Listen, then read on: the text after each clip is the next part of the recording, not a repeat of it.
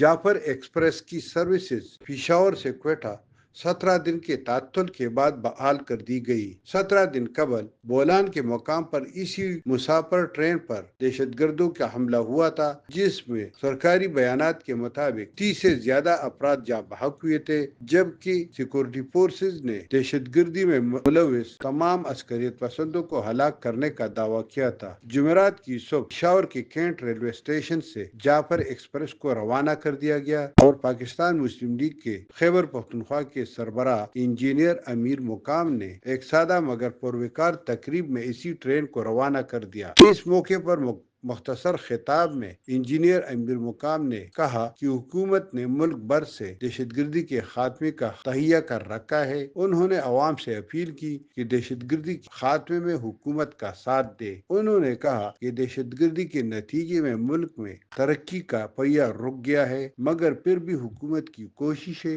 कि इस तरक्की को जारी रखे। उन्होंने कहा कि मौजूदा हुकूमत की पॉलिसियों और हिकमत अमली के बायस अब मुल्क में मईशत मुस्तहकम हो रहा है। शमीम शाहिद, मैदान डिजिटल, पिशावर।